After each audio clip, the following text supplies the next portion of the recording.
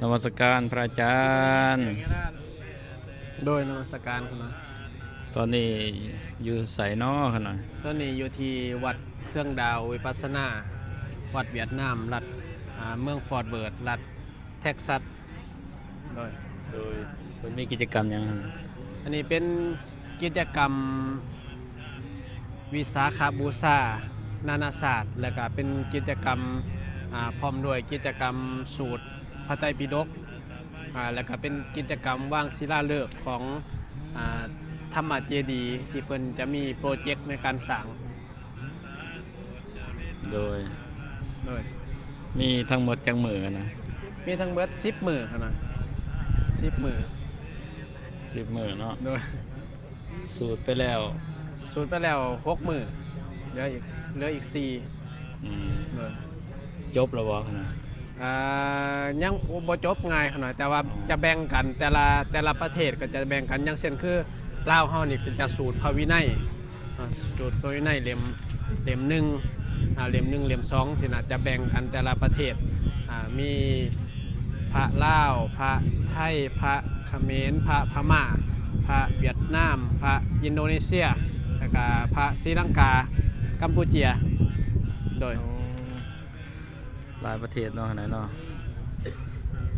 ได้ยินว่าปีนี้เขาจะจัดเป็นปีที่2บ่อันนี้ถ้าจัดใหญ่แบบนี้ถือว่าเป็นปีทำอิฐครับปีทำอิฐบ่ปีทำอิฐที่ว่าจัดมีการสูตรพระไตรปิฎกที่ว่าเป็นเต้นแบบนี้เป็นปีทำอิฐที่สามารถเฮ็ดได้แต่รู้สึกว่าพระสงฆ์นี่จะเป็น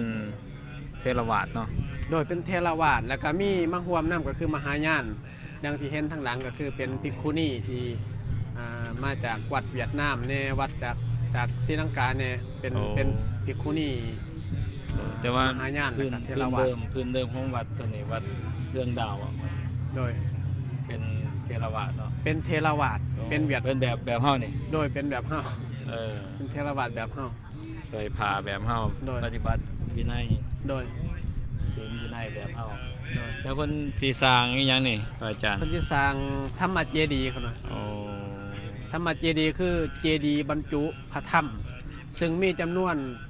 840เจดีย์โดยมีเจดีย์ใหญ่เจดีย์1แล้วก็เจดีย์น้อยรองลงมาอีก2แล้วก็เจดีย์น้อยรองลงมาอีกเป็น8แล้วก็ที่เหลือเป็นเจดีย์รวมทั้งหมดเป็น840เจดีย์โดยอเมริกาหน่อยเนาะโดยถือว่าเป็นโปรเจกต์ที่ใหญ่ที่สุดในประเทศสหรัฐอเมริกาครับของวัดเวียดนามโดยของวัดเวียดนามแต่เป็นเทรวาสได้เป็นเทรวาส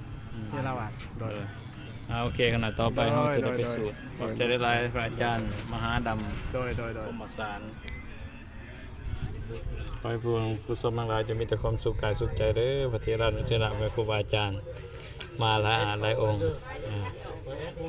มาสูตรทั้งคณะสงฆ์เวียดนามให้กับมาสูตรซอยญาติโยมทั้งเวียดนามแต่เพิ่นอยู่ต่างรัฐเพิ่นก็มาสูตรซอยกันนะสาธุขอให้ผู้เบิ่งผู้ชมทั้งหลายมีความสุขความเจริญสุขดีมีใส่เด้อบุญธรรมสู่ทุกท่านเถิดต่อไปนี่จะได้สูตรพระไตรปิฎกต่อไปเป็นเวลา1 ชั่วโมง 30 นาทีเนาะอยู่วันโนสุขังพลังเด้อหมดทุกคนทุกท่าน